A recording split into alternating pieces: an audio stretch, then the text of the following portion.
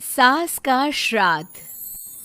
नंदिनी और दिलीप की शादी के कुछ हफ्तों बाद ही सास की मृत्यु हो जाती है, जिस वजह से ससुराल में आई नई बहू एकदम अपने ऊपर इतनी जिम्मेदारी देखकर घबरा जाती है।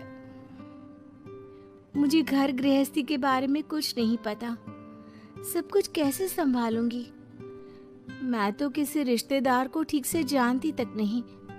अगर कहीं कोई गलती हो गई तो लोग क्या कहेंगे। नंदिनी, तुम बेमतलब इतना टेंशन ले रही हो। घर में हम दोनों के अलावा कोई है नहीं। जैसा भी काम करो कोई जज करने वाला नहीं है। रही बात रिश्तेदारों की तो उन्हें मैं संभाल लूंगा। पति का सपोर्ट देखकर नंदिनी के अंदर हिम्मत आ जाती है।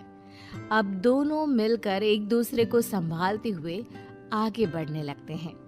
इसी तरह 1 साल बीत जाता है और श्राद्ध के दिन शुरू होते हैं। नंदिनी के पास सास की बहन का फोन आता है। बहू, पता है ना, श्राद्ध शुरू हो गए। जी मौसी जी, मुझे पता है। तो फिर सास का पहला श्राद्ध कब करोगे? पंडित जी से बात की? कोई तैयारी की? मौसी जी, मैं कल ना पंडित जी के पास चली जाऊंगी। ठीक है, बात करके सब अच्छे से तैयारी करना। हाँ, किसी भी रीति रिवाज में कमी नहीं रहनी चाहिए। नंदिनी मौसी सास की बात पर तो हाँ बोलकर फोन काट देती है, लेकिन फिर रीति रिवाज और श्राद्ध के बारे में कुछ पता ना होने की वजह से दोबारा टेंशन में आ जाती है। शाम को दिलीप के घर वापस आते ही उस पर अपने सवालों की बारिश शुरू कर देती है। आज मौसी जी ने फोन करके मम्मी के श्राद्ध के बारे में बोला। हाँ, मुझे याद है। तुम पंडित जी से बात कराओ, बाकी फिर वैसे ही तैयारी कर लेंगे। वो तो मुझे पता है, लेकिन मौसी जी ने साथ में रीति रिवाज के बारे में भी बोला, और इस घर की किसी भी रिवाज के बारे में मुझे कुछ भी नहीं पता। देखो, इतना सोचने की जगह जैसा पंडित जी बोले वैसा कर लो, सब सही होगा।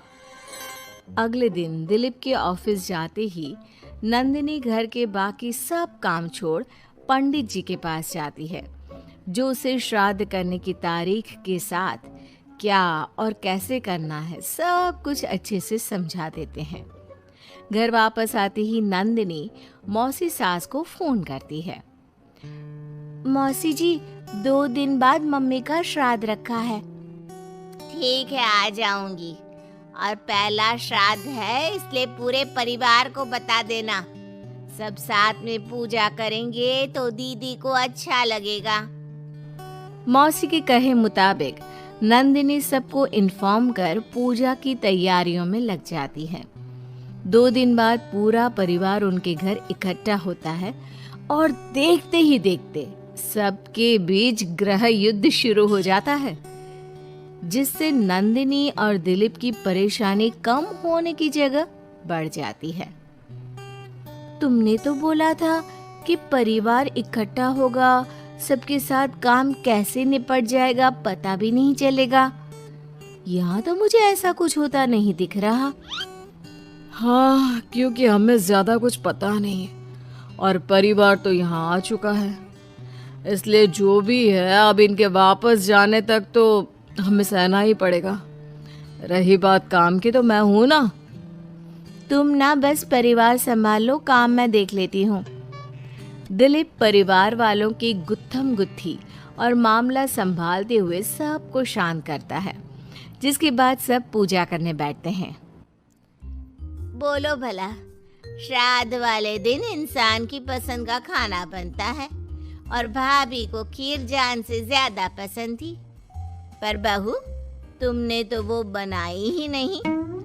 वो एक्चुअली मुझे खीर बनानी नहीं आती, कुछ खराब हो जाता तो बहुत नुकसान होता, इसलिए नहीं बनाई, लेकिन बाजार से मंगवाई है, कुछ देर में आ जाएगी।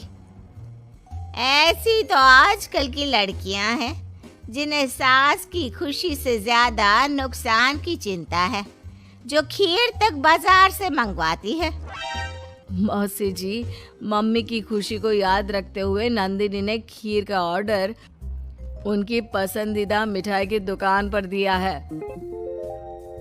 अरे बनाएगी नहीं तो सीखेगी कैसे?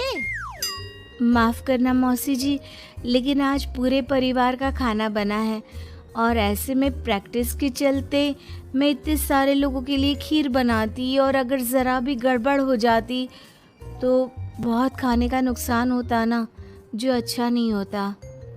नंदिनी की बात को इग्नोर करते हुए मौसी चुप हो जाती है, जिसके बाद सब पूजा करते हैं और कुछ देर बाद खाना खाने बैठते हैं। लेकिन उन्हें वहाँ भी शांति नहीं रहती। वो कभी खाने में कमी निकालना तो कभी किसी चीज़ की फरमाइश करना शुरू कर देते हैं। आखिर ये लोग माँ के श्राद्ध की पूजा के लिए आए हैं या बस ये गलत है, ये वैसा क्यों है, ये ऐसा क्यों नहीं, ये चाहिए, वो अच्छा नहीं, ये सब बोलने के लिए? मुझे तो समझ में नहीं आ रहा, यहाँ श्राद्ध की पूजा हो रही है या इनकी पार्टी? जिस हिसाब से कमियां निकाल कर भी उंगलियां चाट चाट कर खा रहे हैं ना, इनकी तो पार्टी ही लग रही है। बस भगवान करे अब और कोई ड्रामा ना हो। दोनों पति पत्नी इसी उम्मीद के साथ मेहमानों को खाना परोसते रहते हैं। कुछ देर बाद ही मौसी सास का चिल्लाना शुरू हो जाता है। हे भगवान, सब इधर आओ, ये देखो, दीदी की तस्वीर के आगे रखी पूजा की पूड़ी पर चींटियां घूम रही हैं। बहू, तूने दीदी की मनपसंद खीर पूजा में नहीं रखी ना, इसीलिए नाराज हो गई हमारी दीदी। मौसी, आप सबके मन में इस तरह के अंधविश्वास मत भरो। अरे उन्होंने कुछ गलत नहीं बोला।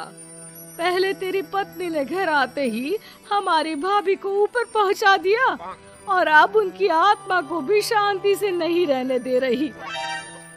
इसी के साथ एक एक कर घर में सब अपनी राय देने लगते हैं, जो कुछ ही देर में एक बड़े मुद्दे का रूप ले लेता है, जिसमें सबकी बात और इल्जाम घूम फिर कर नंदिनी या दिलीप पर ही आते हैं।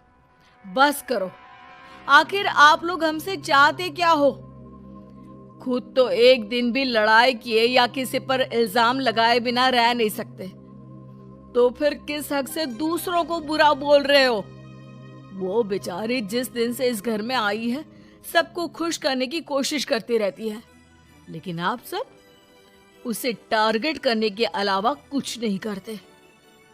मौसी जी, आप इतने विश्वास के साथ कैसे कह सकती हैं कि मम्मी नंदिनी से ही गुस्सा है, क्योंकि अभी आप लोगों की हरकतें भी कोई प्यार करने के लायक नहीं है। दिलीप को पहली बार इतने गुस्से में और चिल्लाते देख मौसी के साथ पूरा परिवार चुप हो जाता है। आप लोगों को मुझे जो बोलना है बोलिए, फर्क नहीं पड़ता, लेकिन प्लीज मम्मी के लिए मेरे या दिलीप के प्यार पर उंगली मत उठाइए। माफ करना, पर यकीन नहीं होता, एक ही परिवार में लोगों के बीच इतनी कड़वाहट कैसे हो सकती है? सब एक दूसरे को नीचा दिखाने का मौका ढूंढते रहते हैं। सबको दूसरों में कमियां निकालनी है। क्यों? रही बात चींटियों की, तो बस वो तो पूड़ी पर रखी चीनी ले जा रही हैं। आखिर उन्हें भी तो अपने खाने का इंतजाम करना है। नंदिनी और दिलीप की बातें सुन परिवार में सन्नाटा छा जाता है। सबको अपनी गलती का एहसास होता है, लेकिन गलती ना मानने का गुरूर उन्हें आगे कुछ भी बोलने से रोकता है, जिसके चलते धीरे धीरे सब चुपचाप उठकर अपने घर जाने लगते हैं। अरे सारे कहाँ उठकर चल दिए? बेशर्मो, अब भी तुम्हारे अंदर इतनी शर्म नहीं आई कि एक सॉरी बोल दो? हमने बहू को न जाने कितना परेशान किया, फिर भी उसने पलट कर किसी को कुछ नहीं बोला। नंदिनी, हमें माफ करना, इस साल तो हमारी वजह से सब खराब हो गया, पर वादा करती हूँ अगले साल सब इस परिवार का नया रूप देखेंगे। फिर मैं भी वादा करती हूँ कि अगले साल सबको अपने हाथ की बनाई बढ़िया खीर खिलाऊंगी।